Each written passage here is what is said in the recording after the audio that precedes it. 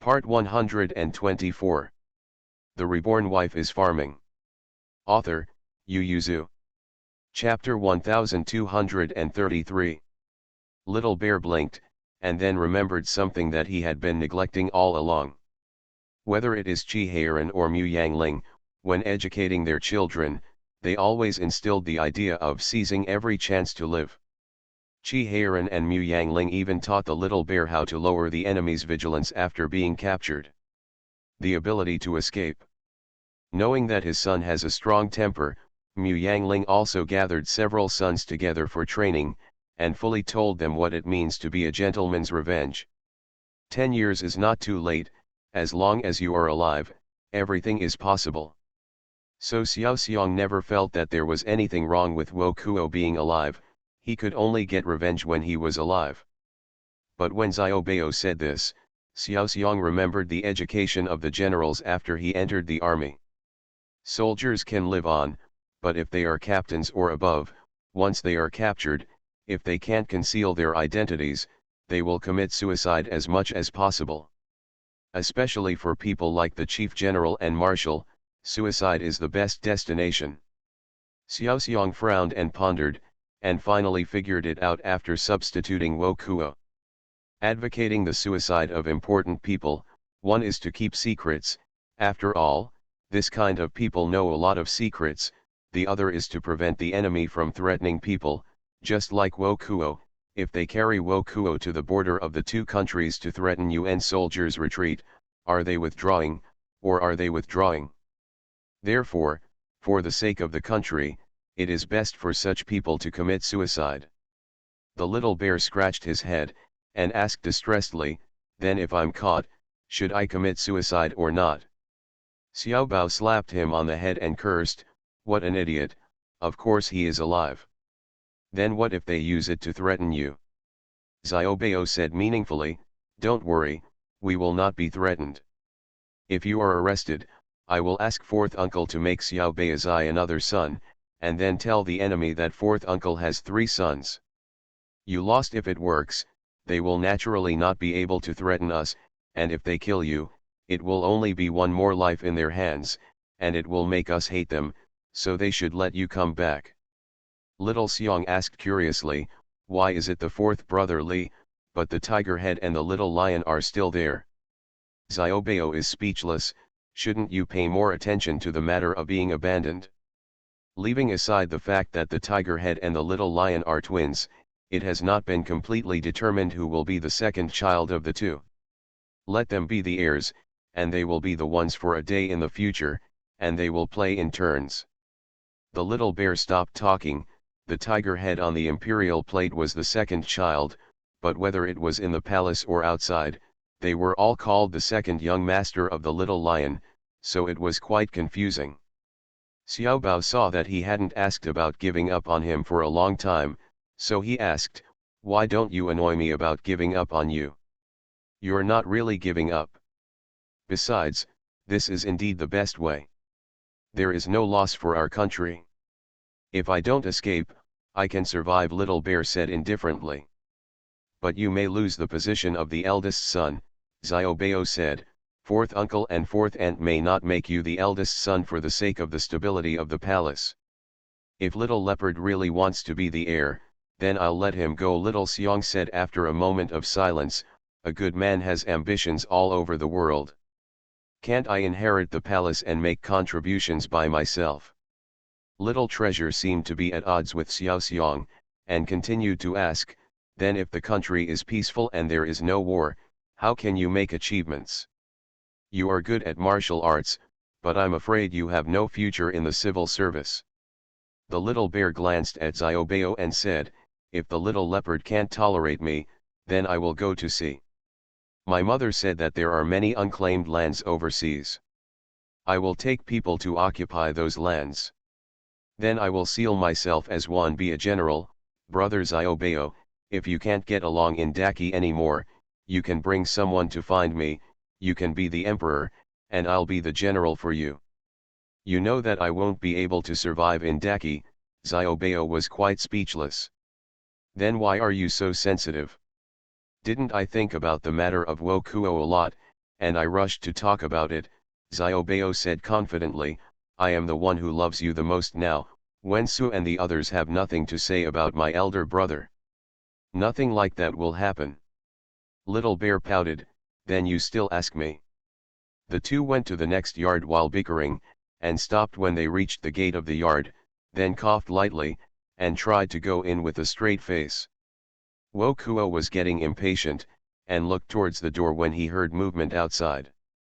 The two teenagers came hand in hand, and Wo Kuo sneered, you brothers have deep feelings, but I don't know if you can still be like this in 10 years' time. Thank you, Your Majesty, for your praise, Xiao Bao said with a smile. 10 years later, you can come and see if we are still so brotherly. As long as you're still alive when the time comes, Little Bear continued coldly. He didn't have the good temper of his cousin. Wo Kuo was not angry with Little Bear this time, but turned his eyes back to Xiaobao after taking a look at him, and asked, how can you let me go? Xiaobao smiled gently and said, my father and fourth uncle lived in troubled times since they were young, so it can be said that they hate war. What do you think of a good alliance, and will never violate the border for 100 years? Now Daki stayed Shenminqiang, although he really wants to attack Daki, objectively speaking, this alliance is a disadvantage for Daki. Wo Kuo didn't believe that two teenagers who could deceive him would be so talkative. He looked at them suspiciously and said, that's all? What else do you want? Xiao Bao smiled and said, the rest is not a big deal. The imperial court will send envoys to discuss with His Majesty the specific terms of the alliance. It is nothing more than a matter of exchanging needs, but there is one thing that is the boy's wish. It is a trivial matter for His Majesty. Xiao Xiong continued with a straight face, aren't you day one fighting against Zixia? Then send more soldiers there, and we Daki are also willing to help you. Wo Kuo narrowed his eyes and said, do you want to take advantage of the fisherman's fortune? Your Majesty misunderstood, Xiaobao continued with a good-natured smile. Zixia still occupies part of our territory in Daki, and we aim to recover that part of the lost land, but our Daki has just gone through a war, and natural disasters continue to occur everywhere. It is really not good to rush to send troops, but if you send more troops to Zixia, we can persuade the courtiers to agree to send troops. Wo Kuo was suspicious, and tentatively said, Prince Rong will lead the troops. Even if our Daewon did not increase our troops, it is still not difficult for you to take back the country. Xiao Xiong snorted coldly and said, my father is very busy, how can he have time to send troops to Zixia? If he sends troops this time, then I will be the leader. Wo Kuo saw Xiao Bao give Xiao Xiong a warning glance. A light flashed in his heart. The Prince of Deqi wanted to establish his own power. Wo Kuo was happy, and quickly calculated. The Reborn Wife is farming. Author, Yu Yuzu. Chapter 1234. This time he was arrested. He will suffer for sure, but it would be nice if he could plant some seeds of trouble in Daki ahead of time. Qi Xiaoyuan is nearly 40 years old, and he has experienced wars. How long can he live? In more than 10 years, the crown prince will be in the prime of life, and his other sons will grow up, and there will be some fights at that time, so it is better to find a way to make their father and son feel at odds now. Every time the throne is changed, there will be bloody storms, and maybe it will be my chance at that time. A soldier who does not want to be a general is not a good soldier, and by the same token, an emperor who does not want to rule the world is not a good emperor either. Wo Kuo's dream is to dominate the world and complete the unfinished business of Dakin. Even if he is in prison at this time, his dream has never changed. Various thoughts flashed through his mind rapidly, but in fact he just nodded in agreement after being silent for 2 breaths. Xiaobao and Xiao Xiong looked at each other, both a little excited, and began to discuss with him the number and time of additional troops. Zixia had occupied Tubo in the early years, so rebellions appeared in various places in the country due to successive years of wars. It was only a sporadic banditry in some small places, but the rebellion became more and more serious, and the rebels occupied almost a quarter of the territory. The Western Xia royal family was ambitious. Seeing that Dajin, Daewon, and Daki were fighting fiercely, he didn't take the opportunity to win over the domestic rebel forces and came over to intervene. Not only did Daki Daewon displease, but also found an excuse for the two countries to send troops. Of course, Daki let go of this excuse for the time being in order to recuperate, while Daewon and Xixia had a fierce fight. However, judging from the current battle situation, there is still some reason for Daki not to send troops. The country is already in such chaos. When Xixia faced Daewon, 4 out of 10 battles were tough, and the remaining 6 there were 2 more draws. So far, Daewon has not been able to take advantage of Xixia. But for Daki, this is not such good news. The result of the stalemate is reconciliation. The reconciliation of the two big countries in the west and the north is bound to be detrimental to Daki, not to mention that Xixia still occupies some of their land. Before the founding of the Great Qi state, Qi Heiran repelled the Xixia invading army in one fell swoop. At that time, he took back 2 more cities. Later, when he took a post in Qianan, he found an excuse for Fan Zhaijin to take back a piece of lost land. Mine. In the past few years, Xixia signed an alliance with Daki, but there were conflicts at the border. Yuan Zhao, who was guarding Tongchuan, fully implemented the principles and policies formulated by Qi Heiran. There was no big war, and small frictions continued. Line, try to recover the lost soil without showing any traces. Last year, because Xixia sent troops to intervene in the Three Kingdoms War, Yuan Zhao took back the 4 counties on the border in one go, and moved the border outward by 80 miles. However, Xixia still holds Daki's lost land in his hands, and there are still suffering Han people on it. The 2 boys knew that it was their father's wish to recover the lost land. Needless to say, Qi Heiran, even Qi Ziyuan, hung a map in his study, staring at the western border in a daze from time to time. They took back the lost land not only to fulfill the wishes of their parents, but also to prove their abilities. At that time, they can proudly tell adults that they have grown up, and they can take back the lost soil after going out to practice. Do you still worry about not having a chance to go out in the future? Wo Kuo, who thought that Qi Wenchen wanted to cultivate his own influence so that he could compete with his father for power and profit, would be so angry that he would vomit blood again if he knew what the 2 of them were thinking. Because neither side knew what the other was thinking, the 2 sides quickly reached a consensus on sending troops. Xiaobao even signed a contract with Wo Kuo on the spot. As for the alliance agreement between the 2 countries, he had to wait until the angel came to negotiate and sign it, because although Xiaobao was the prince, he could not represent the angel without the emperor's will. The troop dispatch agreement was a private agreement between him as the prince and Wo Kuo, which is why Wo Kuo felt that he was going to compete with his own father for power and profit. After the agreement was signed, Xiao Bao stood up with a smile on his face, and said, "Since the covenant between us is finalized, His Majesty can recall his subordinates, and all the wanderers who are still in Daki territory must come to Weizhu. Let's take you out of the country together." Wo Kuo's heart skipped a beat, and Xiaobao continued to look at him with a smile and said, "Also, the map of the mines hidden by His Majesty will also be handed over to us. It is my Daki's property, and it is not safe to hold it in His Majesty's hands." Good.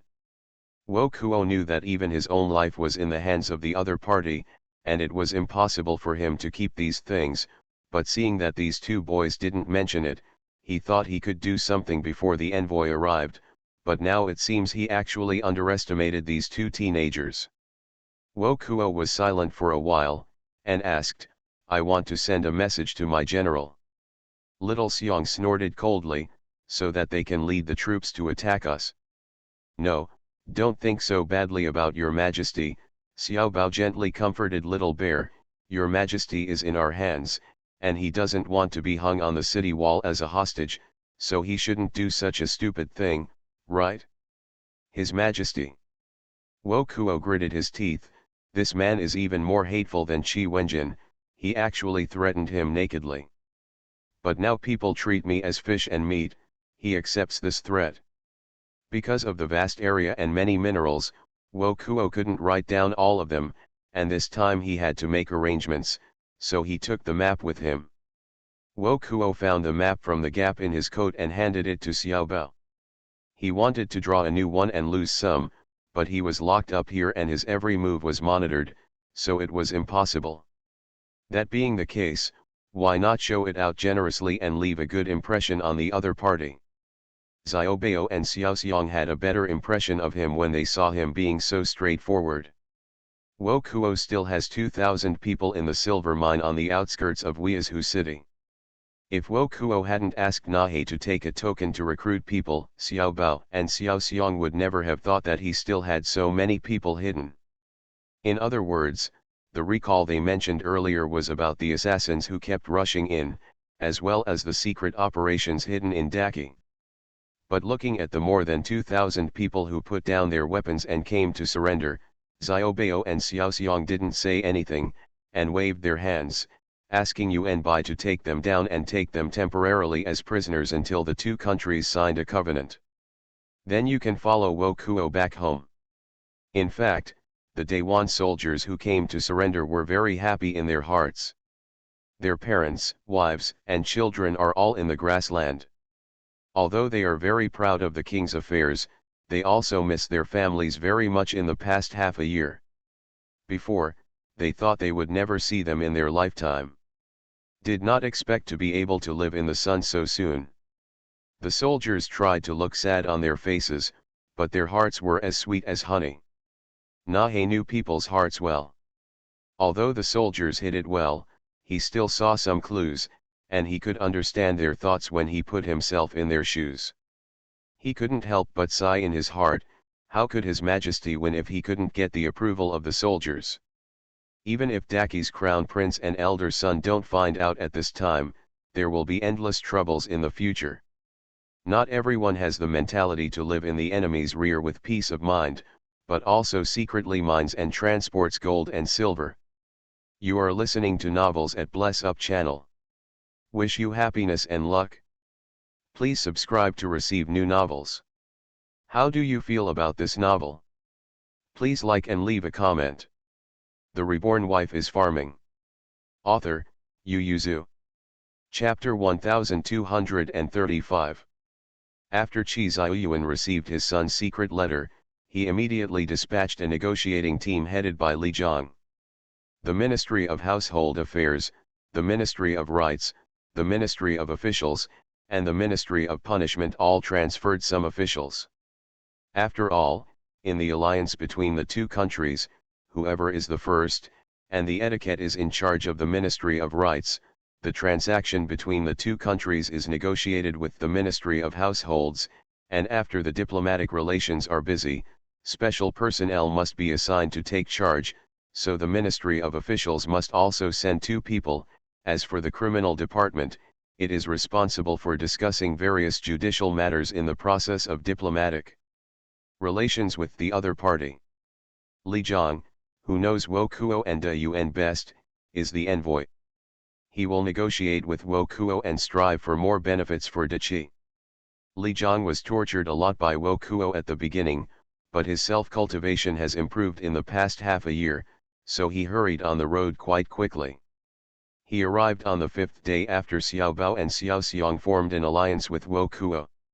Li Zhang only had time to greet Xiaobao and Xiaoxiang briefly before running to see Wokuo.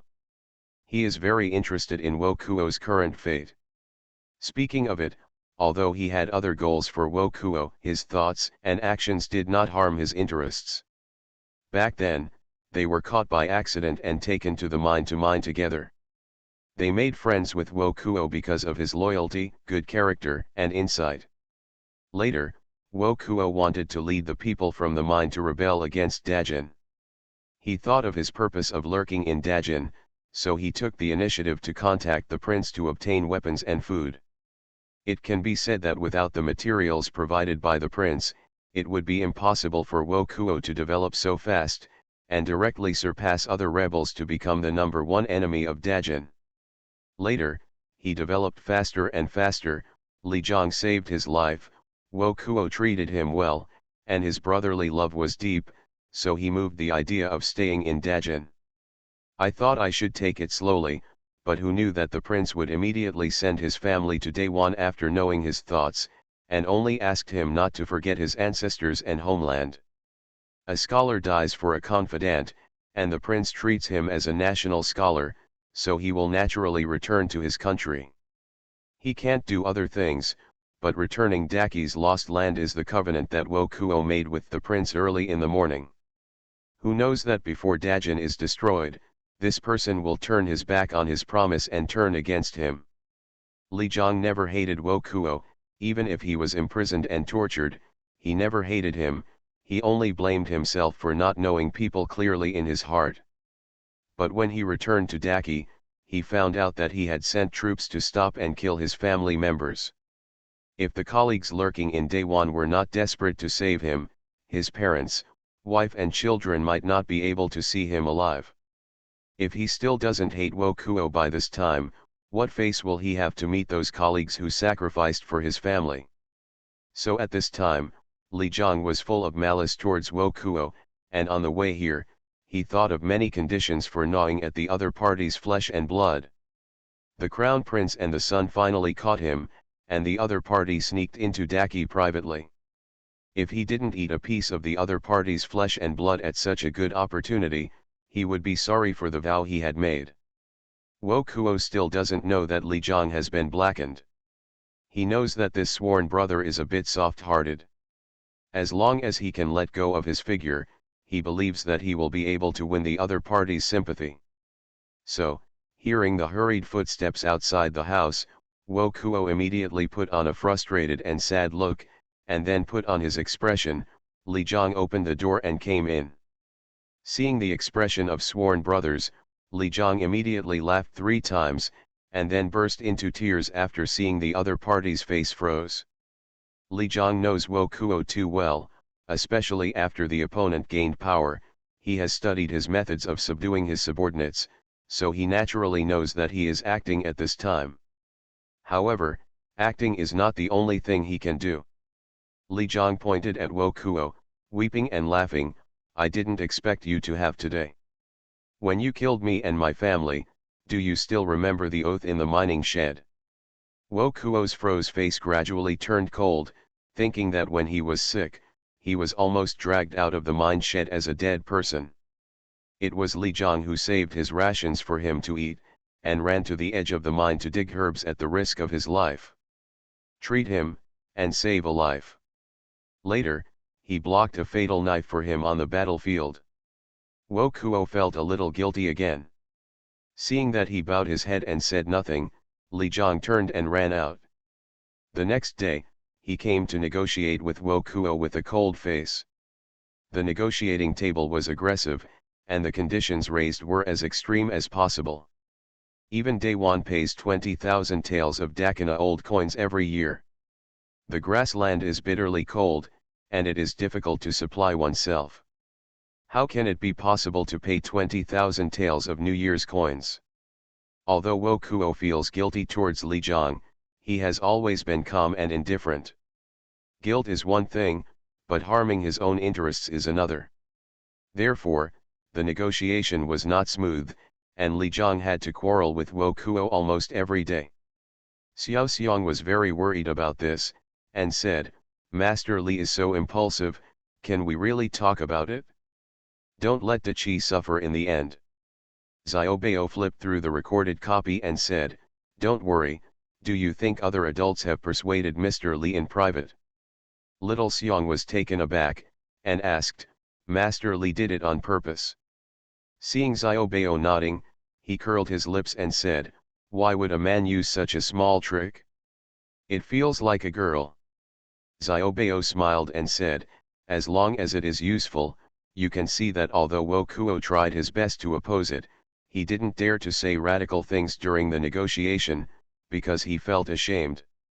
As long as he doesn't throw the table and leave, other adults will be able to find a way fight for more benefits for Daki." You see, although he didn't agree to pay 20,000 yuan a year, he promised to give 100 good horses, 500 catties of beef and mutton, and 500 young cattle and sheep each year. Xiaobao closed the paper and said with a smile, "The only thing left to do is to manage the official position of the dispute field, but this is a small matter. It should be settled tomorrow, and he can be sent away at that time." Little Xiong asked enthusiastically, "Did Uncle Huang and Father agree with our plan?" Little Treasure sighed, "It's been almost half a month since I sent out the letter and I still haven't replied to it. I guess Father is also struggling."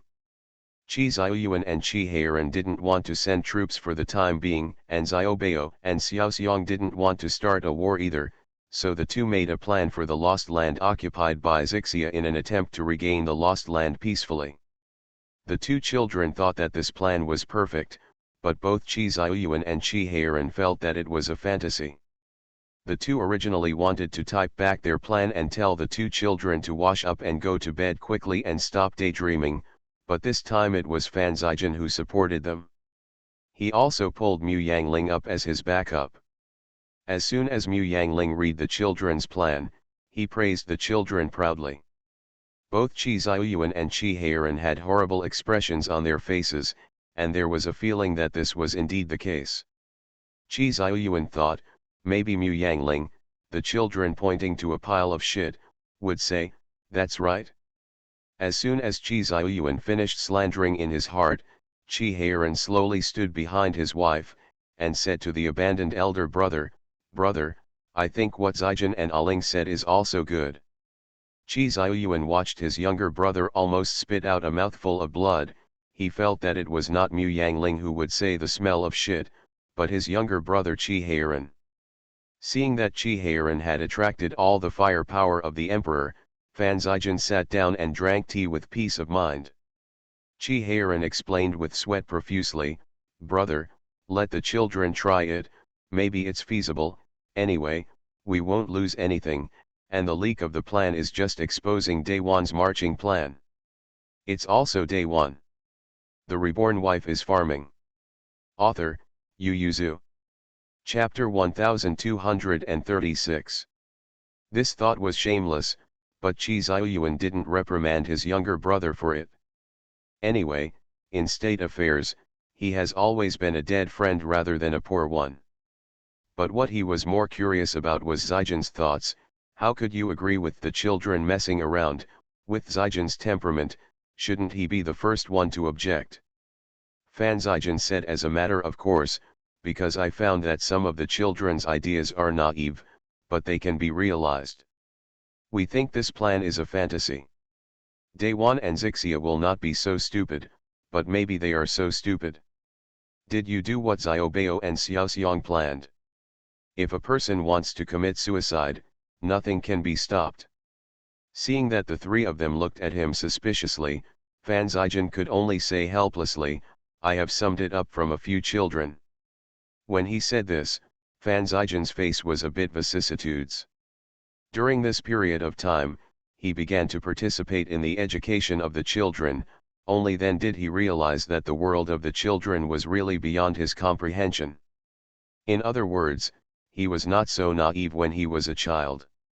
However, many idiotic ideas and practices in his opinion can always be made by children, and a few boys can really confuse adults, so Fan Zijin came to the conclusion, don't underestimate any child, and don't look down on adults. Fan Zijin said to Qi Xiaoyuan, "If Xiaobao and Xiaoxiong told you a month ago that they captured the emperor of Daewon, would you believe it?" Qi Xiaoyuan remained silent. "That's it, I don't believe it. Just like 3 days ago, if someone told me that Huda could become the resident author of the children's newspaper, I would spit on the other person's face, but now you see, the children's newspaper is in Xiaoan, the little lion and the tiger. We chose the tiger head among the heads, and we thought it was the children's newspaper who had no eyes, but the children's newspaper took it for granted." Qi Heiran was not convinced anymore, and shouted, "Why is it blind to choose Hutu?" The gentleman in the study room also praised Hutu for studying hard and making progress in homework. Fan Zijian asked indifferently, then do you think Tiger Head is smarter or Xiaoan is smarter? Mu Yangling also joined the battle, the right one is the best. The article written by Xiaoan lacks innocence, so it is not suitable for publication in the children's newspaper. Both children have their own strengths.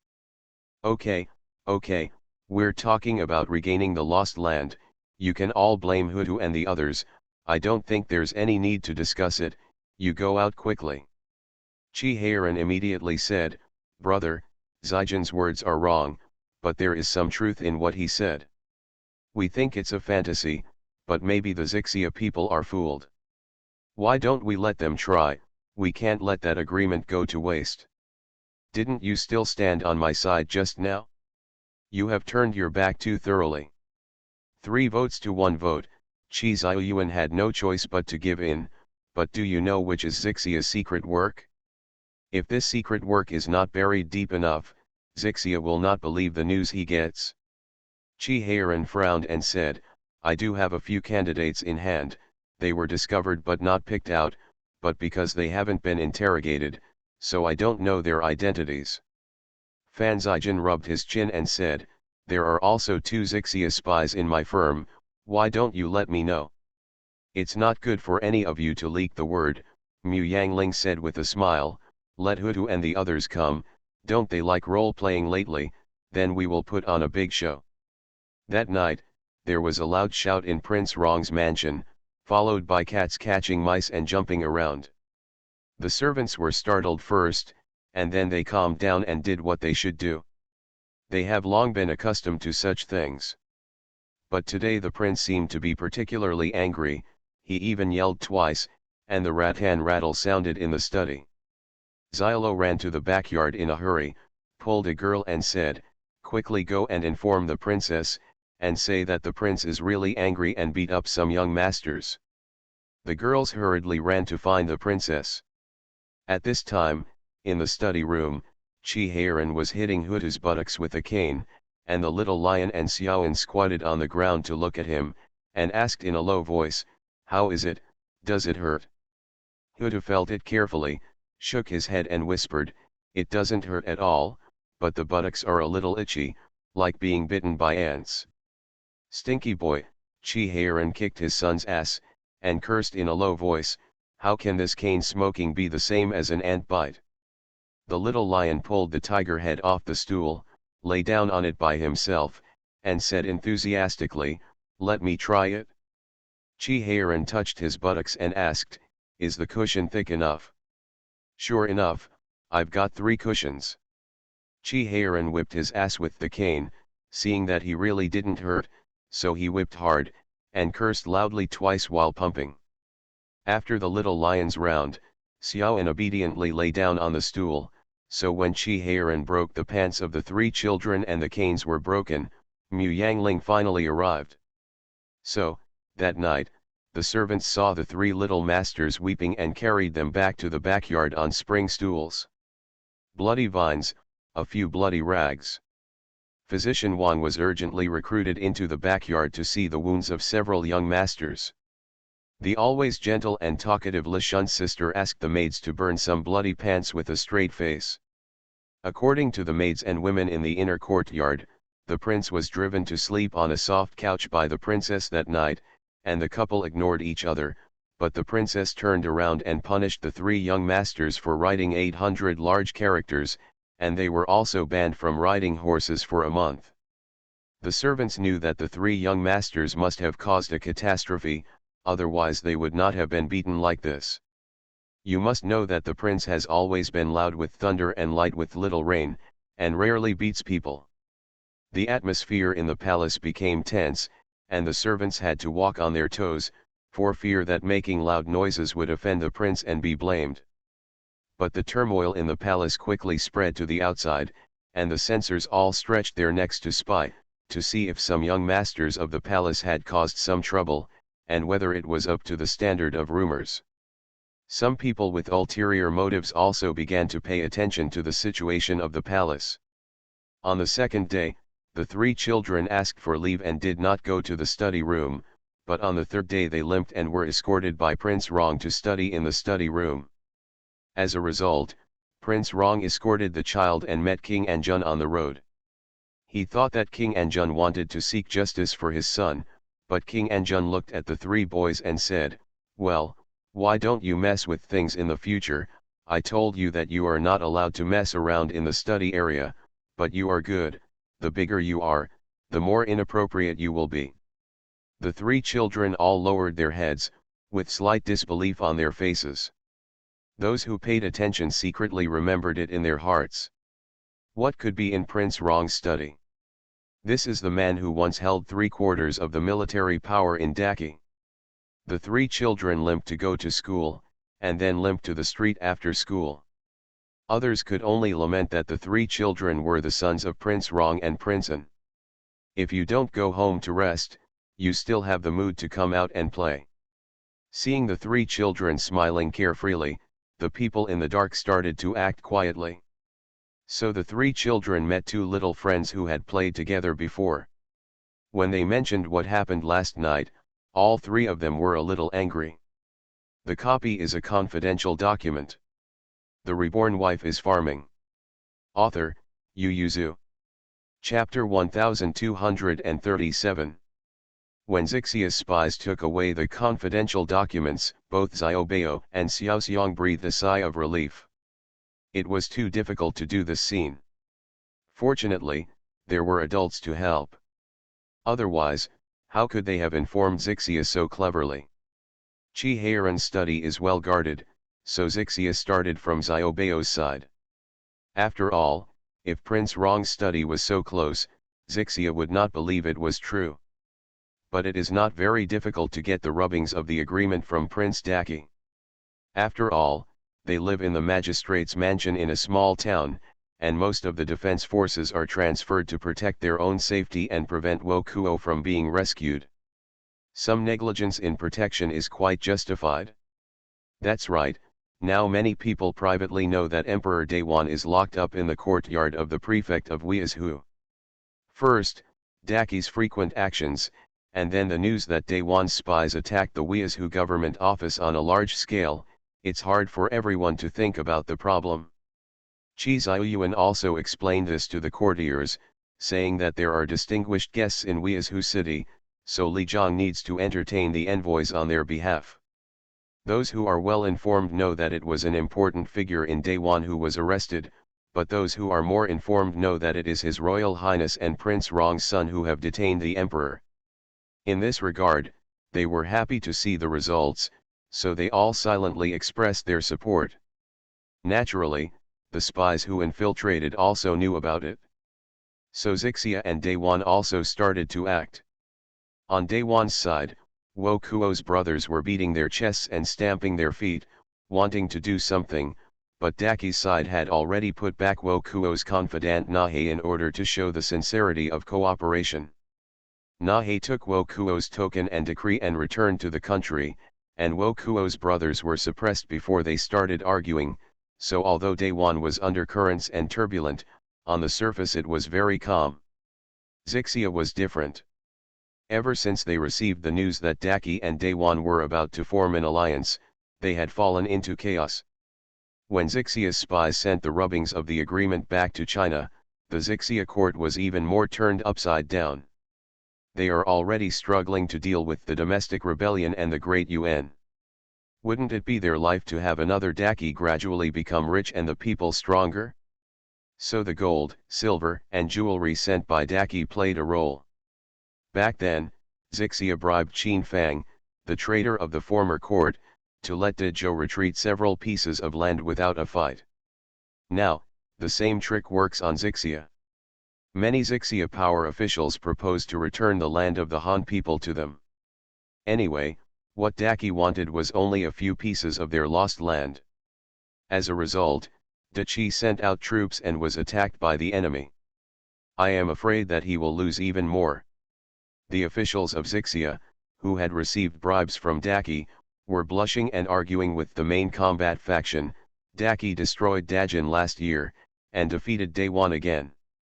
It was a time when morale was high, there are so many rich people in the south of the Yangtze River, and the military expenditure is not worth it. Question, Chi Heiran has both wisdom and courage, let me ask, morale, military expenditure, good generals, which one will we occupy in Zixia?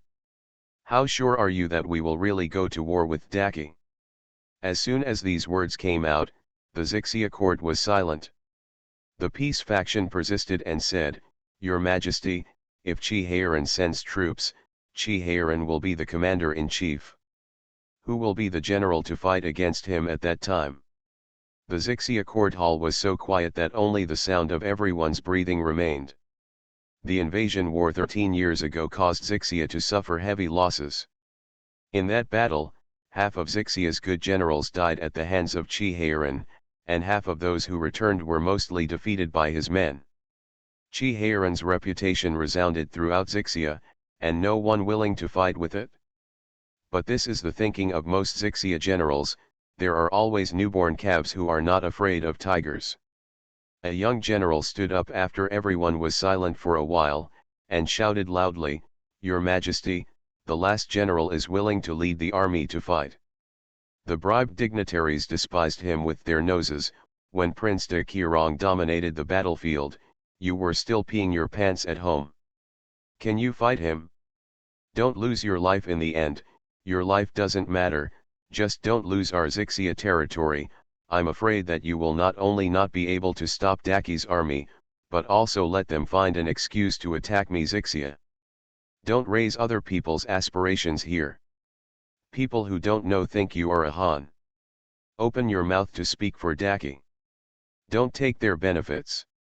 The treacherous minister's psychological quality is very good, he sneered and said without changing his face, I am here to share the worries of Zixia for your Majesty, unlike you, who are only for my own selfishness. Push them out and die. The treacherous officials turned back and shouted to the Emperor Zixia, Your Majesty, although Daki claims to only take back the lost land, he may not take the opportunity to occupy my good land in Zixia. Before Daki sent troops to Dajin, he also said that he would only take back the lost land of the Han people, but the Han people the land only reaches the central capital area, but last year they hit Dating Mansion in one go. If Chi Heiran was not injured, I'm afraid they would go north again. Your Majesty, the Han people are hypocrites who care about face. If they are given an excuse to send troops to Zixia with Day One attacking from left and right, we, Zixia, are in danger. Only by cutting off their reason for sending troops can we stop this war. At that time, we will do our best to suppress the rebellion and repel Day One. As for the land taken back by Daki, as long as my Western Xia royal family is still there, there will always be a day to snatch it back. When the treacherous minister shouted, both the peace faction and the war faction in the court were slightly moved, and the Zixia emperor was silent for a long time, and finally said, Then who does Ai Ching think can be envoys to discuss this matter with Daki? Of course it was him, otherwise why did he put in so much effort? The treacherous minister knelt down on the ground with tears in his eyes, and shouted with all his body cast down, This humble minister is willing to put his heart and soul to the ground for your Majesty. Therefore, the Emperor Zixia urgently sent a letter of credence to Daki, discussing the return of the land lost by the Han people, but they kept the land for many years, and Daki had to pay some storage fees if he wanted to take it back. Emperor Daki and his officials. It's fine if I don't ask you for aggression compensation, but I still want to take storage fees from them. But thinking of taking back the lost land without a single soldier, the Emperor of Daki and his ministers all endured silently, but they were all eagerly waiting for the envoys of Zixia. You just come and see what we can give you. Walk. When Xiaobao and Xiaoxiang got the news, they happily jumped off the galloping horse and rolled on the grass beside them.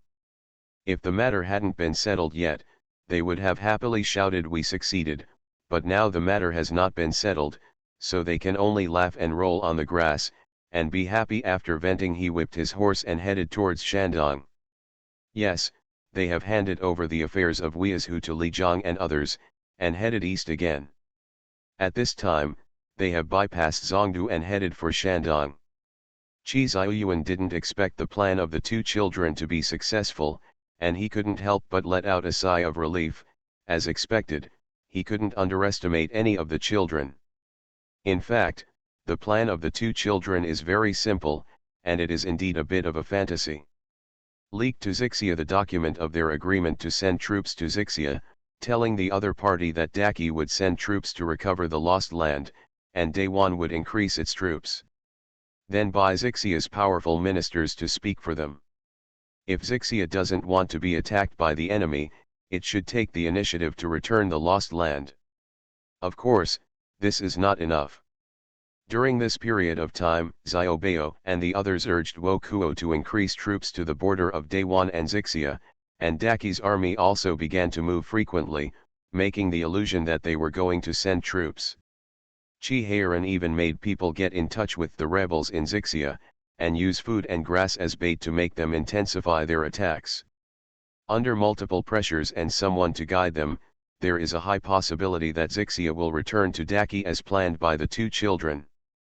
Qi Ziyuan thought it would be a long time, but he didn't expect it to be so fast.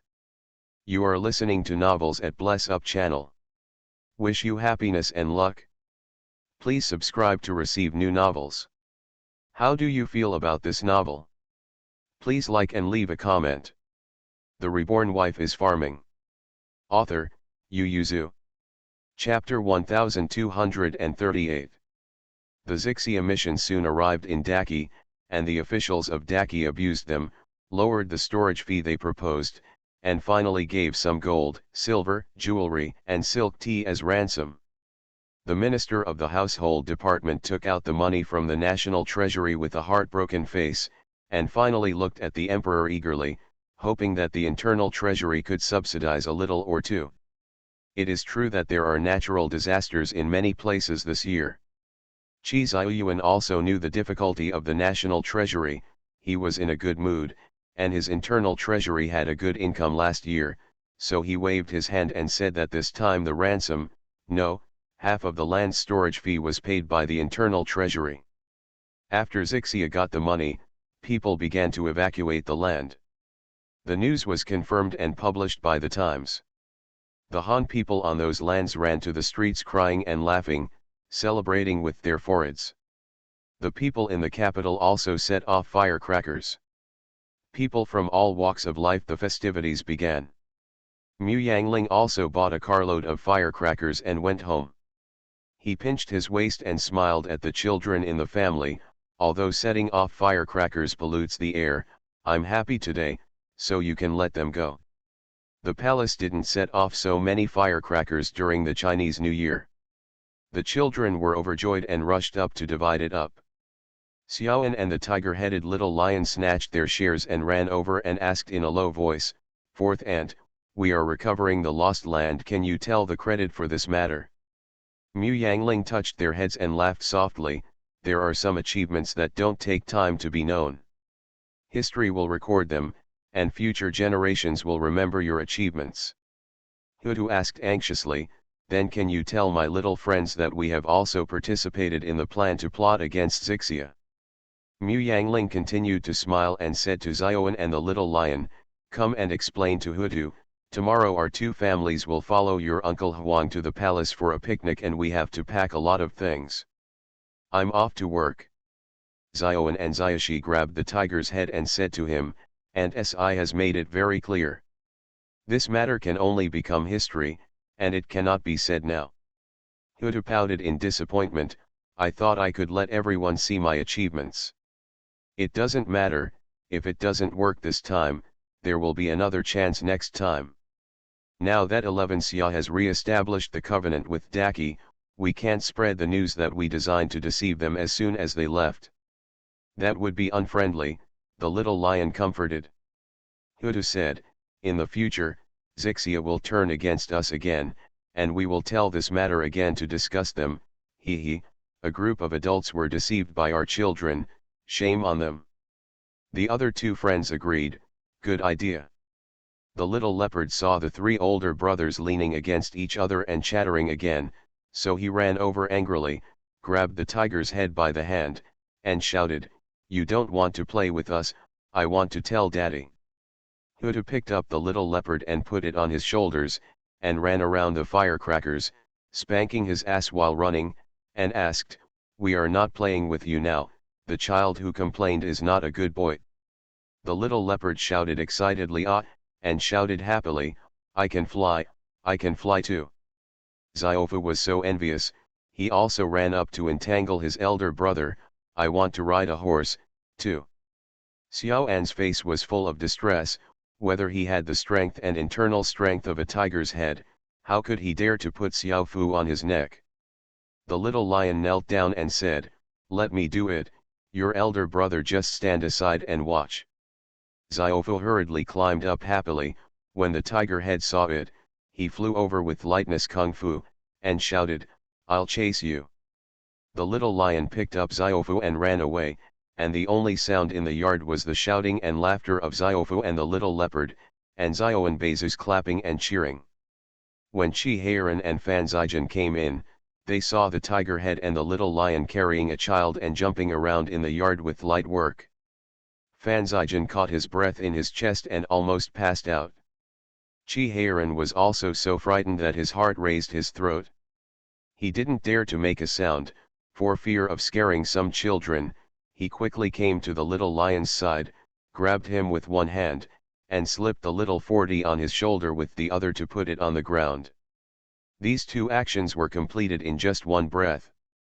The tiger head ran ahead and couldn't see the back, and was caught just as he was playing, so the little leopard and tiger head were also put on the ground. Fan Zijin saw that Chi Heiran took 3 or 4 breaths to get rid of the children, and then the anger in his throat went down, and then he became furious.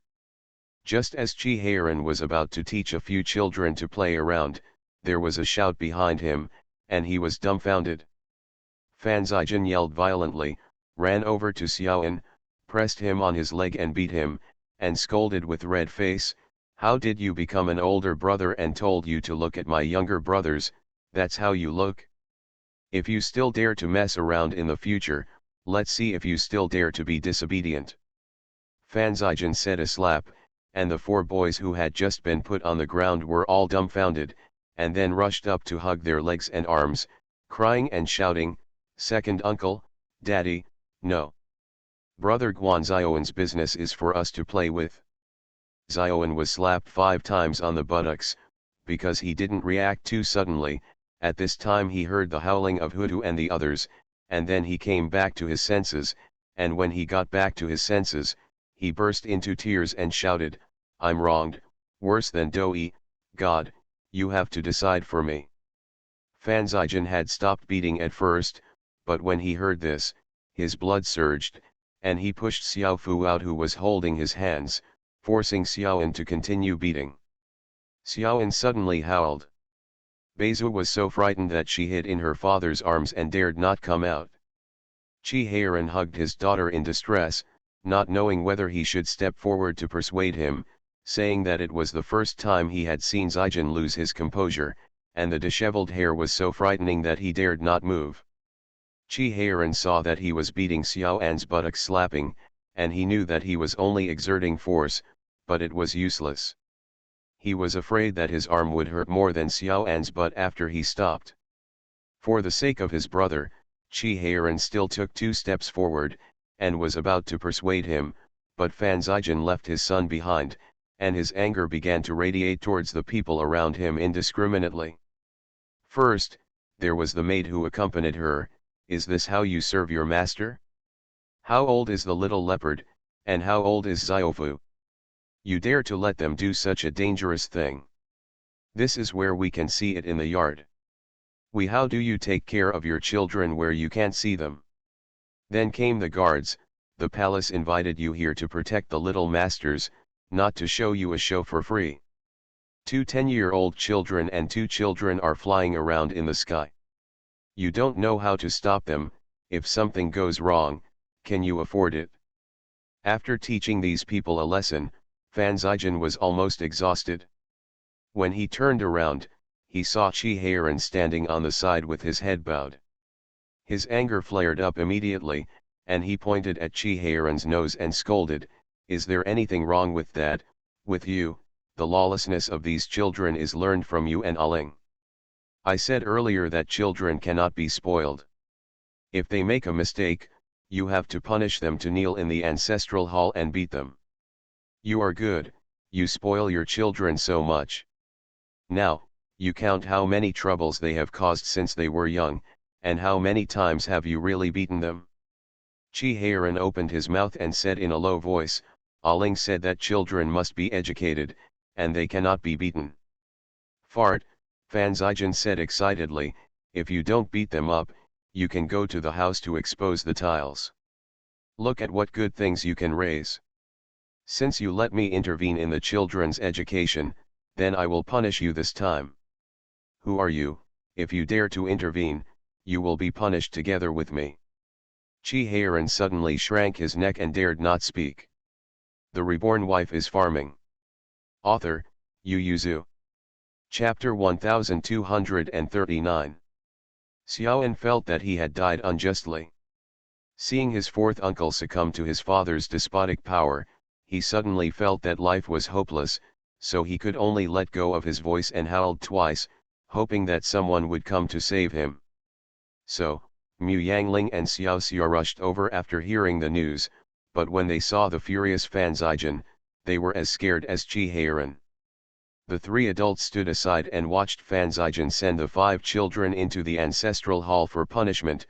Think about where you went wrong, when will you realize your mistakes and come out? Chi-Heiran met the children's pitiful eyes, and said weakly, aren't we going to the palace to celebrate tomorrow? Fan Zijan said quietly, I didn't stop them from going, but if they go with injuries, it's none of my business. Chi-Heiran immediately shut his mouth tightly, and Mu Yangling looked at the 5 children and sighed, this is a typical example of extreme joy begets sorrow. The children were taken aback for a moment, and were quickly escorted to kneel outside the ancestral hall. The 5 children knelt together to reflect on themselves, looked around with the tiger's head, and asked in a low voice, we shouldn't run against our younger brothers, but what does this matter to brother Xiaoan? Xiaoan pouted. The little lion sighed, and said maturely, who told us to always listen to brother Xiaoan, and he is the oldest. The second uncle blames him for not dissuading us. The 3 little ones looked at Xiaoan together, their eyes were full of sympathy and pity, brother Xiaoan, I'm sorry. Xiaoan hummed twice, but her heart began to calm down. His father blamed him for not fulfilling his elder brother's responsibility to take care of his younger brothers. This time it was indeed his fault. Although he was not convinced, Xiaoan already accepted the punishment in his heart. Because the child was punished, the palace was quiet all afternoon. After Mu Yangling and Xiao Xia's commander packed up the things they were going to bring for tomorrow's departure, they felt that such a quiet afternoon was really rare, so they took the orb and went to the lake to see the lotus. At this time, the lotus was in full bloom, and the lake was pink, very beautiful. Beizu, who was still a little worried, became quiet when she saw the lotus, hugged her mother's neck and asked in a low voice, Mother, when will the second uncle forgive the brothers? Mu Yangling touched her small face and said, don't worry, your second uncle is reluctant to punish them too harshly, and he will let them go in a while. Fan Zijan scolded Chi-Heiran for spoiling his children, but he himself was not much worse. And I'm used to finding excuses for the children, I'm afraid it's not as good as Chi-Heiran, but he has always considered himself a strict father, so they should stop exposing him, lest he become angry and punish some children in the end. Fan Zijan really didn't want to let the children suffer, so after a quarter of an hour, he asked the servants to ask the 5 children if they knew their mistakes and where they were wrong. Whether it's the 3 big ones or the 2 young ones, they all admit their mistakes very quickly, and they speak clearly and logically. One said that they shouldn't carry their younger brothers and run around regardless of danger, and the other said that they shouldn't pester their elder brother to ask for help regardless of safety. Fifei, and the other said that as an older brother, he failed to take care of and educate his younger brothers and made them do dangerous things. So Fanzijin asked them to kneel for another quarter of an hour, recited those words silently 20 times in their hearts, and then carried them to the study to continue their education. The children outside who were punished to kneel all afternoon or half night expressed their envy and hatred towards these boys. Although they were educated by adults the day before, the children were still happy and unaffected when they set off for the palace the next day. Early in the morning, Xiaoan got up and took her younger brother to the Prince Rong's mansion on a pony. The tiger head and the little lion came out holding the little leopard and the orb, who couldn't open their eyes, and stuffed him into the carriage, and then they were happy to pull his own pony.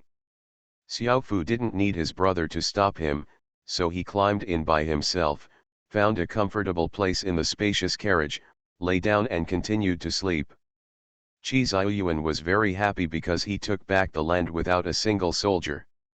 After the Xixia envoys left, he waved his hand and set a recovery day as a festival. He took 3 days off at this time every year to celebrate. This year is the first year. A courtier wrote a letter to hold a state banquet, and the monarch and his ministers had fun together. However, Qi Xiaoyuan resolutely refused when he saw the situation of Zhongxing Mansion, Ziliang Mansion, and other 4 mansions reported by the spies. This time, the lost land was recovered peacefully. Although the military disaster was avoided, when Xixia withdrew, it also took away all the property that could be taken away. If it weren't for Daki's toughness, they would have looted the people before they left, so the newly recovered Sci-Fi had no public money, and the ordinary people were so poor that they only had 1 set of clothes for going out. If you are so poor, why don't you give them alms? Both construction and support need money. Where does the money come from? From the national treasury and the internal treasury. The money for the monarch and ministers to have fun together is enough for the relief of the people of the whole government, so Qi Xiaoyuan is very stingy and said that the state banquet will not be held, but this is a happy event. The capital will open for 3 days, and the palace will hang red to celebrate that time. The folks can organize programs spontaneously, and the Yamen is responsible for security issues. As soon as this remark came out, the big businessmen in the capital started various product promotion activities one after another, and some great benevolent people even gave rice porridge to do good deeds. Mu Yangling set up donation boxes all over the capital, so that the eunuchs and maids in the palace watching it in person means that all proceeds from donations will be donated to the recovered lost land to help local people rebuild their homes. During the Great Zhou dynasty, when Zhengui was weak, even a 70-year-old man and a 5-year-old child would sing about losing their homeland. What they always think about is the integrity of the country.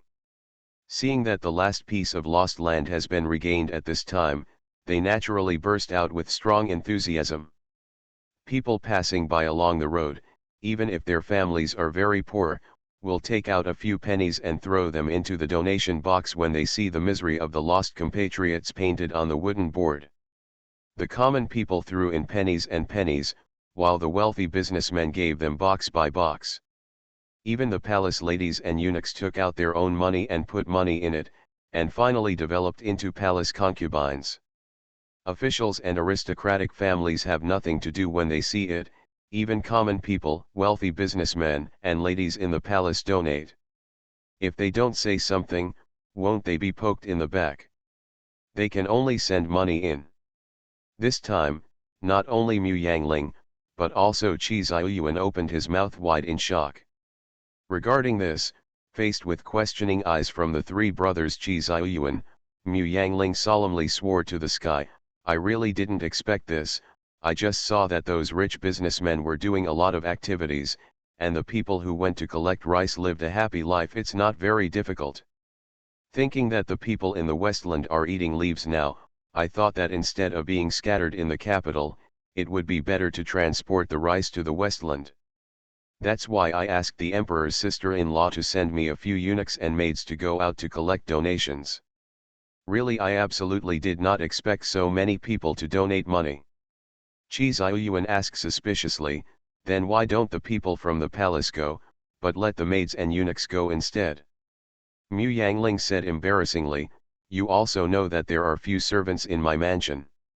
In the imperial city of the capital, the inner city, and the outer city, we have to put a few people in various places.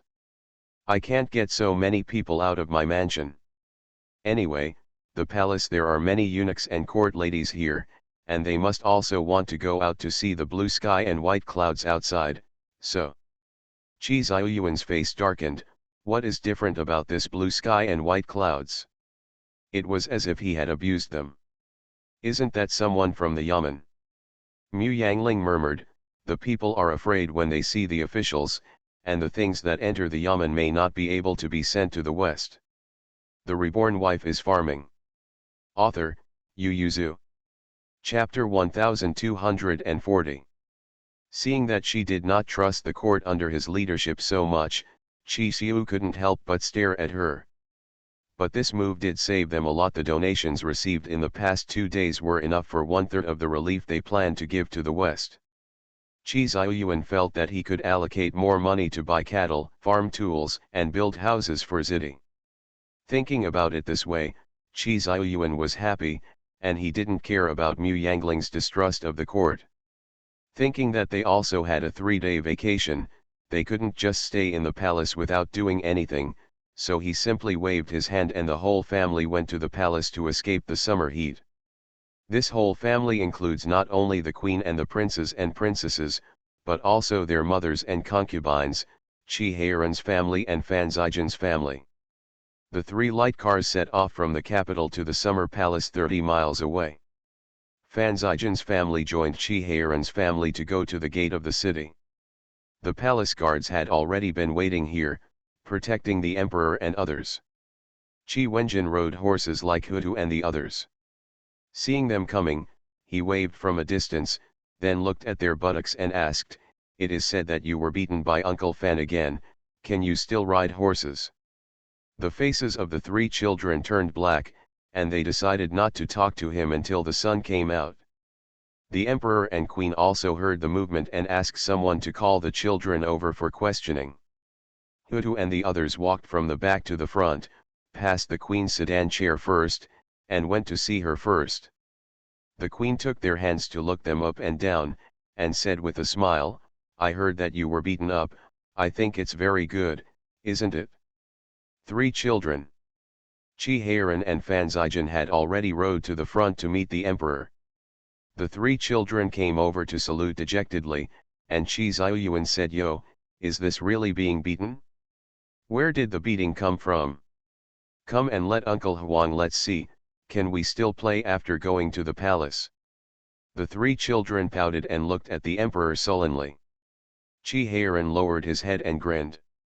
Chi Xiuyuan couldn't help but hit him on the head with the folding fan in his hand. "What's so funny?" Chi Heiran immediately put away his smile, blushed, and said, "I'm happy, it's the first time I went to the palace to escape the summer heat in such a hot day." Chi Xiuyuan didn't even need to look into his eyes to know that he wasn't telling the truth, so he just kicked him out of sight and out of mind. Chi Heiran obediently obeyed and jumped out of the carriage, while Fan Zijian quietly followed Chi Heiran and got out of the carriage. Chi Xiuyuan asked the 3 children in surprise, "Why is your father so quiet today?" Xiaoan bowed his head and said nothing. Hu Tiou sighed, looked at the morning light outside sadly and said, "Yesterday, my uncle twisted his hand again when he beat us up. My father rubbed medicinal wine for him. I don't know if he is better today." Chi Xiuyuan opened his mouth wide, and asked, "Yesterday he beat you hard?" The tiger head and the little lion looked at Xiaoan together, and said, "Yesterday, the second uncle only beat up Xiaoan." How much pain should Xiaoan feel after beating him until he twisted his hand? Chi Xiuyuan frowned and pulled Xiaoan over, asking, "Then you can still ride a horse?" Xiaoan coughed lightly, and said in a low voice, "Father didn't do anything right, so it only hurt at the time, and it didn't hurt after rubbing the medicinal wine last night." "So the beating is worse than the beating?" Chi Heiran rode a horse, while Fan Zijian rode in a carriage. Not long after the team left, he received 2 bottles of medicinal wine from Eunuch Wan. He was slightly surprised, and immediately lifted the curtain of the car and shouted to the three children, "You three! Come here, what did you say to the emperor just now?" The three little heads lowered their heads and muttered, "We're telling the truth." Fanzigen was so angry that he blew his beard and stared, and shouted, "When did you twist your hands?" Hudu said in a low voice, "If you don't twist your hands, how can I ask my dad to apply the medicine for you?" Xiaoan also comforted his father, "Daddy, we will definitely not get into trouble again, and you will not hit us again in the future, so as not to twist your hands again." Fanzigen opened his mouth, turned his head and yelled at Chi-Heiran, "Do you think the master twisted his hands? I just hurt my hands." Chi-Heiran was puzzled. It's almost the same as beating sore hands and twisting hands. Anyway, you don't want to beat them in the future. Next time you tell me about this kind of thing, I will do it for you. If I'm not here, I will find Aling. He is not even as good as a woman. Fanzigen was so angry that he fell off the curtain of the car, and decided to start exercising hard today. He has also practiced horse stance and kung fu. Although he has been wasted for many years, he is still much stronger than ordinary people, right? Fanzigen made up his mind to exercise, so he asked to go hunting as soon as he arrived at the palace. Chi Ziyuan and Chi-Heiran. They came to escape the heat, not to hunt. The palace was left over from the previous dynasty, and Chi Ziyuan renovated it once, but it was the first time he brought his family here to escape the summer heat. Mu Yangling got off the car with Beizu in his arms, and looked at the palace curiously. The palace was built on the hillside of Daming Mountain. There is a small waterfall that drains water from the mountain. After flying down the large pool, it circles around the palace along the dug ditch before flowing down the mountain. Very cool. Mu Yangling took a deep breath. Chi-Heiran sent a few older children away, and brought the little leopard over to pick up Mu Yangling. "Little leopard and Beizu are still young, don't let them be greedy, I'll send you back to us first yard." Mu Yangling nodded with a smile, said goodbye to everyone and left. The emperor and Fanzigen had disappeared with the children long ago, and they didn't know what they were doing, so the queen laughed with everyone, "You guys should go to your own yard to clean up." Concubine Duan Xian stepped forward and pulled Xiao Xia away, "Accompany me to see my yard first, and then go back to your yard." Concubine Duan Xian and Mrs Xiao Xia are best friends. She would not have participated in such an event, but she heard that Mrs Xia would be there, so she followed. The queen knew that they had a good relationship. Xiao Xia would visit concubine Duan Xian whenever she had time, every time she entered the palace. The queen doesn't mind, but it doesn't mean that other concubines will be so magnanimous. Concubine Duan Xian occupies the number one concubine just because of her status as Princess Dolly. The emperor and queen also respect her. Less tasty. The Xioxia family has a relationship with Princeton, but avoids the empress and concubine Duan Xian's friendship, and deserves to be targeted. So the concubines said one after another, "Princess Anjun and concubine Duan Xian have a good relationship, and they will not be separated when they arrive at the palace." Yeah, I don't know why they fell in love with each other, but they seem like real sisters. The queen glanced at them indifferently, and said, "There is a banquet at the Kushui Pavilion at noon. If you don't go back to pack your things, you may not be able to make it at noon. If you have more time, why don't you go to the Kushui Pavilion to help?" The concubines immediately dared not speak. Concubine Duan Xian, who hadn't gone far, twitched the corner of her mouth sarcastically, turned her head and said to Xiao Xia, "The empress is virtuous, otherwise I really wouldn't treat you so intimately." You are listening to Novels at Bless Up channel. Wish you happiness and luck. Please subscribe to receive new novels. How do you feel about this novel? Please like and leave a comment. The Reborn Wife is Farming.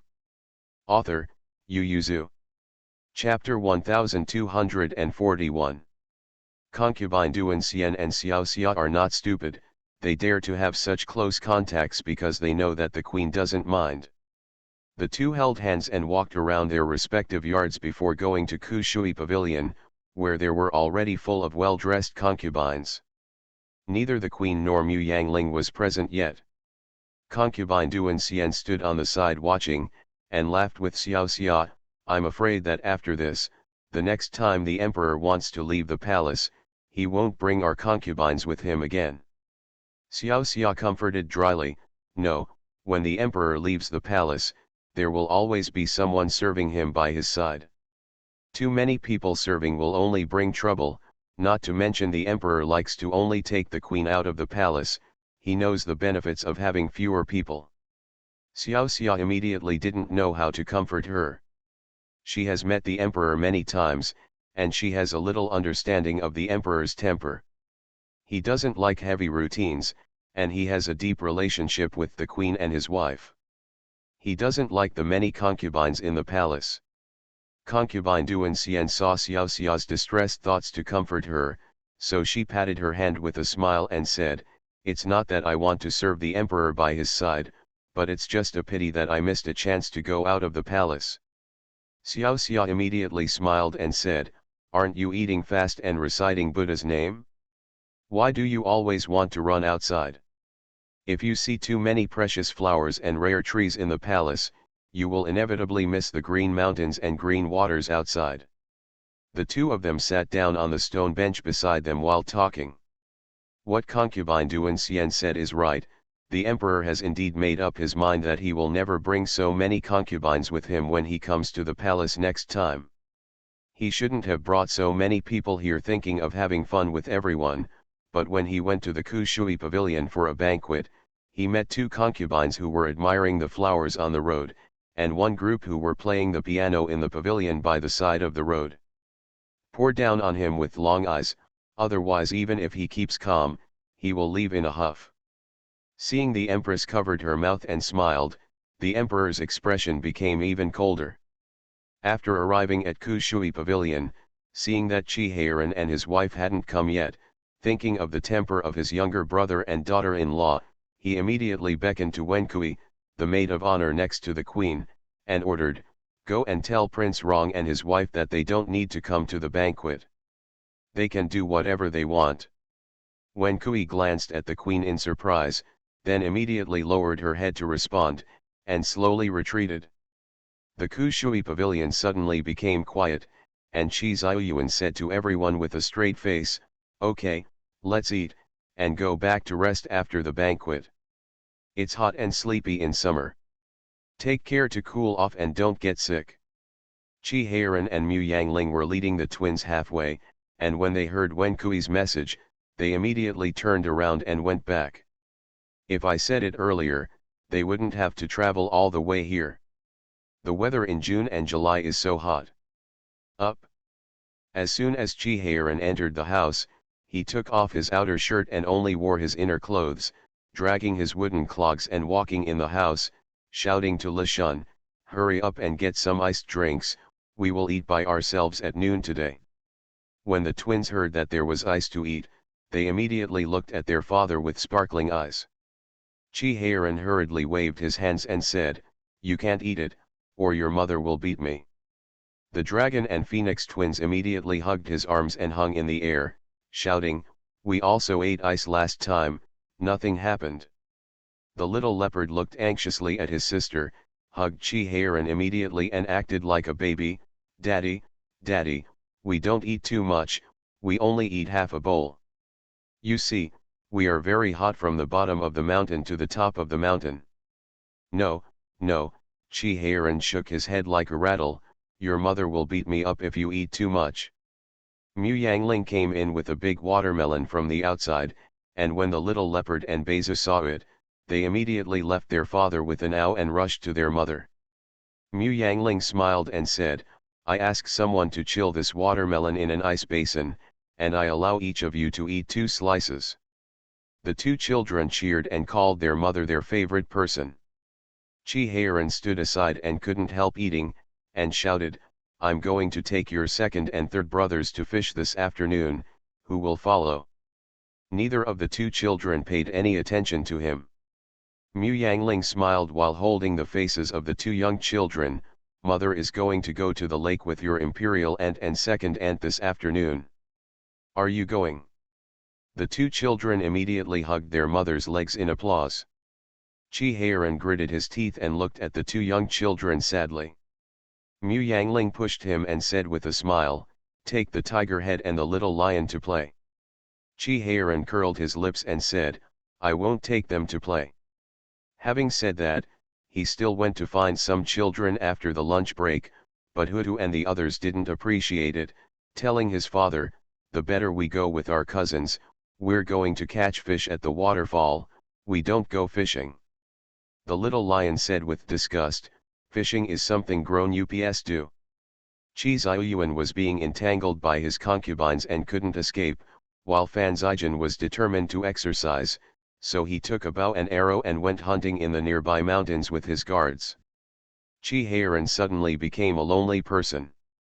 He had no choice but to go fishing with a hook by himself, sitting on the shore alone and feeling so lonely. When Mu Yangling came with a bucket, he saw his back was lonely, so he couldn't help but lighten his steps, and then he walked behind him.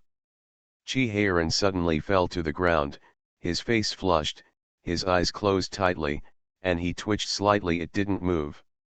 Mu Yangling was taken aback for a moment, then his complexion changed drastically, he dropped the bucket and knelt beside him, crying anxiously, "Chi Heiran, what's wrong with you? Chi Heiran." Mu Yangling didn't dare to move him, so he could only shout anxiously, "Go and call the imperial doctor, hurry up." The guards on the side and the hidden guards in the dark moved immediately, half of them protected the princes and concubines in the middle, and half of them quickly spread out and searched around. Ordinarily, the prince has always been within their sight range, how could he be tricked? Moreover, the prince's martial arts are unmatched by anyone, and everyone quickly ruled out that someone came here to assassinate him, so the poison might have been released in advance. The head guard stepped forward and said in a deep voice, "Your Majesty, the prince must be removed immediately, there is poison here." Mu Yangling immediately carefully picked up Chi Heiran. Chi Heiran panicked for a while, he seemed to have made a big fuss. When Mu Yangling hugged him, he could only let go of his internal strength, and secretly opened his eyes. Mu Yangling leaned over to hug him, and only halfway through the hug, she saw his eyes open and then closed immediately.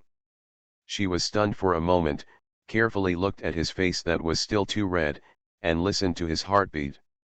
He picked him up and said to the guard with a blank expression, "Go and tell the guard that there is no need to ask for an imperial doctor, and you all should retire." The chief guard was anxious, "Your Majesty, the prince has poisoned the princess, what kind of trouble is this going to cause?" Mu Yangling looked at him calmly. The chief guard gradually calmed down. He could only wave his hands to make everyone retreat, but they didn't go far. It was just that the princess couldn't see them. In fact, people were still nearby, and there was nothing that could hurt the prince. Find out, what if something happens to the princess again? Mu Yangling didn't care about their obedience. She looked down at her husband in her arms. When she saw no one in sight, she snorted, and let go of her hand without warning. Chi Heiran fell to the ground with a thump. Chi Heiran yelled out, clutching his waist and shouting, "It hurts me to death, it hurts me to death, it really hurts to death." Mu Yang was so angry that he pressed on him and shook his head, "I told you to scare me, I told you to scare me." It didn't stop until it made people faint. The Reborn Wife is Farming. Author, Yu Yuzu.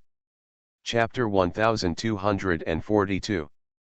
The guards and hidden guards hiding in the dark couldn't help but step forward to check when they heard the Lord's miserable howls. When they saw the Wang Fei pressing on the Lord and shaking his head, they twitched the corners of their mouths and slowly backed out. Chi Heiran was lying dizzy on the grass, and Mu Yangling was leaning against him. It took him a while to recover, and he glanced at his wife cautiously. Seeing that she looked okay, he asked in a low voice, "Aling, are you still angry?" Mu Yangling snorted and said, Why don't you turn around 100 times to make amends? Chi-Heiran suddenly had a headache and asked, who taught you this way of punishing people? It's too hurtful. Will Mu Yangling tell him that this was her instructor's favorite in her previous life? Didn't you say you wanted to accompany the queen on a lake tour? Why did you come here? Where are the little leopard and Beizhu? They went to play with Xiaofu, the fifth prince and the sixth prince. There are too many people at the queen's place.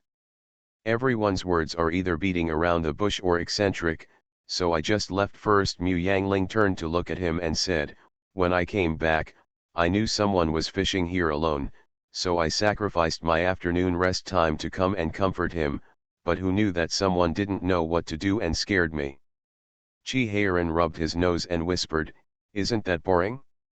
Who told you not to come with me at first? Under Mu Yangling's gaze, Chi-Heiran couldn't evade any more, so he simply pulled him over and hugged him domineeringly. I don't care, anyway, you are not allowed to leave when you come. Mu Yangling twisted the flesh on his waist and asked, didn't you say you want to fish? You fish while lying down. Chi-Heiran shook his head and said, Master not only fishes, but also catches people, and the willing ones take the bait. Seeing his triumphant look, Mu Yangling felt that the feeling of loneliness just now was all made up by her imagination, but she felt distressed when she saw it. When the couple had had enough trouble, they lay side by side on the grass and looked at the blue sky and white clouds. Under the shade of the trees, Chi-Heiran felt a little sleepy. He held Mu Yangling's hand tightly and said vaguely, wait until the little leopard and the orb grow up again. Let's play like this every day at 1 o'clock, and you will be my company, okay? The young husband and wife come to accompany each other, and Chi-Heiran only felt that feeling deeply just now. No matter how many people are standing by your side now, friends, brothers, children, they all have their own lives, and in the end the only one who can find him by his side is Aling.